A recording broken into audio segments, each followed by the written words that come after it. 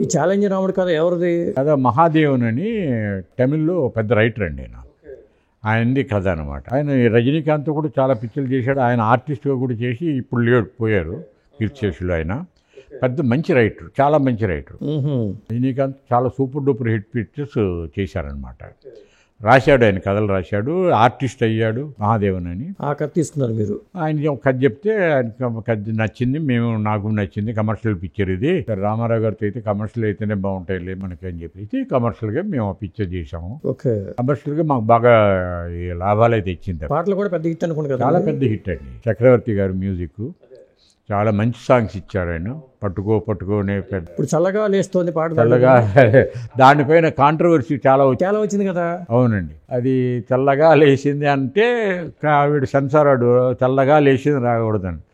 అప్పుడు వేటూరు గారి దగ్గరికి కూర్చొని మళ్ళీ ఏమంటే ఇట్లా అంటున్నాడు, చల్లగాలి వీసింది అని చెప్పండి అని.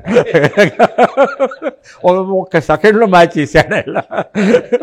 అది ఓకే అంటారు వాళ్ళు, అది ఏంటో అది.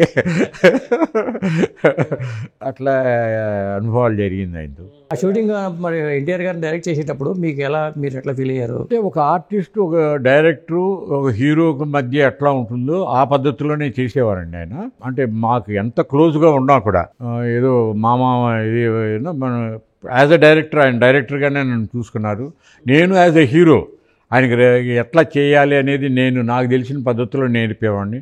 నేర్పుతూ ఉంటే నేర్పుతుంటే ఆయనకి నేర్పేది నేనేం కాదు, చెప్తూ ఉండేవాడిని. ఆ సజెషన్స్ ఆయన తీసుకుని దీంట్లో కొన్ని మంచివి ఉన్నాయి, కొన్ని ఇది కూడా ఉన్నాయి, కొద్దిగా మనం ఇది మారుద్దాం అని చెప్పేసి అనేవారు. తప్పకుండా అండి, మీరు చేసి చూపెడితే నేను మనకు నచ్చితే మీకు చెప్తాను సార్ అని చెప్తే ఆయన అట్లాగే చేసి చూపెట్టేవాడు. నచ్చిందని అన్నీ ఇమ్మీడియట్గా చేసేవారు. నచ్చలేదు అన్నా కూడా అది మానేసేవారు, యాక్సెప్ట్ చేసేవాళ్ళు. డైరెక్టర్ ఏదంటే ఆ సజెషన్ తీసుకునేవారు ఆయన. అదనమాట. ఆయన ఫీల్ అయింది చెప్పేవాళ్ళు ఓపెన్గా చెప్తారండి, చాలా ఓపెన్గా. ఆయన కూడా ఒక డైరెక్టర్ కాబట్టి డైరెక్టర్కి ఎంత మర్యాద అంటే, అప్పుడు పెద్ద డైరెక్టర్ ఏం కాదు, జస్ట్ ఒక పిక్చరు బడ్డింగ్ ఇది అనమాట. బట్ ఆ రెస్పెక్ట్ డైరెక్టర్ అంటే ఇది, వీడు కొత్త డైరెక్టరు మనం లేటుగా వెళ్దాం అనేది ఉండదు ఆయనకి. టైంకి 9 అంటే 9కి ఉంటారండి. అదే నేను ఇందాక చెప్తున్న పద్ధతిలో వాడు 6 గంటలకు బయటకు వచ్చి అందరిని విష్ చేసి వెళ్ళిపోయేవాడు. 7 గంటలకల్లా స్టూడియోకి వెళ్ళిపోయేవారండి. 9 గంటల కాల్ షీట్ అయినా అక్కడ 7-7:30 కల్లా అక్కడ ఉండి మేకప్ వేసుకుని రెడీగా, మిగతా వాళ్ళు రెడీయా కాదా ఆయనకు అనవసరం, నేను రెడీయా, 9 o'clock నేను రెడీ అని డైరెక్టర్కి చెప్పమనేవాడు. నేను వచ్చాను కూర్చున్నాను అని చెప్పండి అని. అంత పర్ఫెక్ట్గా టైమింగ్స్ ఇచ్చేవాడు. అది నిర్మాత ఎవరండి ఛాలెంజ్ రావుడికి? నిర్మాత మేమేనండి, మాదేనండి, మా ఓన్ బ్యానర్ అది. అది అనిల్ ప్రొడక్షన్సే.